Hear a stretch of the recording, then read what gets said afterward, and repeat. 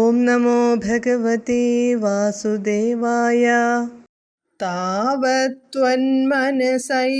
Narada Muni പ്രോചേ സഭോജേശ്വരം യൂയം നന്വസുരാഃ സുരാശ്ച യദവോ ജാനാസി Kim ന പ്രഭോ. മായാവി സഹരിർഭവദ്വധകൃതേ ഭാവി സുരപ്രാർത്ഥനാദിത്യാകർണ്യ യദൂനദൂധുനദസൗ ശൗരേശ്ച സൂനൂനഹൻ. പദാനുപദം.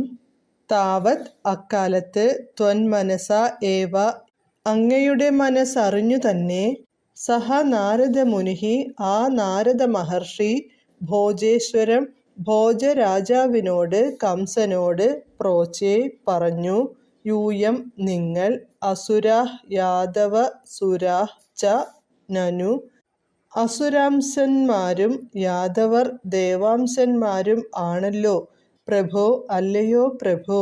കിം ന ജാനാസി അങ്ങേക്ക് അറിയരുതോ, മായാവി സ ഹരിഹി മായാവിയായ ആ വിഷ്ണു, സുരപ്രാർത്ഥനാത് ദേവന്മാരുടെ അപേക്ഷയനുസരിച്ച്, ഭവദ്വധകൃതേ ഭാവി അങ്ങയെ വധിക്കാനായി അവതരിക്കാൻ ഭാവിക്കുന്നു.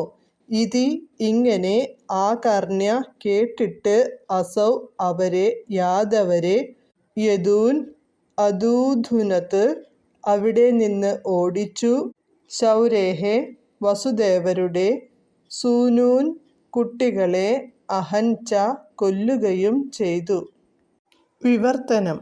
അപ്പോൾ അങ്ങയുടെ ഇംഗിതം അറിഞ്ഞ നാരദമുനി കംസനോട് പറഞ്ഞു, പ്രഭോ, നിങ്ങൾ അസുരന്മാരുടെയും യദുക്കൾ ദേവന്മാരുടെയും അംശാവതാരമാണല്ലോ. ദേവന്മാരുടെ അഭ്യർത്ഥനയനുസരിച്ച് മായാവിയായ വിഷ്ണു അങ്ങയെ കൊല്ലാൻ അവതരിക്കും. ഇതു കേട്ട കംസൻ യാദവന്മാരെ അവിടെ നിന്നും ഓടിക്കുകയും വസുദേവരുടെ പുത്രന്മാരെ കൊല്ലുകയും ചെയ്തു. ഹരേ കൃഷ്ണ ഹരേ കൃഷ്ണ ഹരേ കൃഷ്ണ കൃഷ്ണ കൃഷ്ണ ഹരേ ഹരേ, ഹരേ രാമ രാമ രാമ ഹരേ ഹരേ.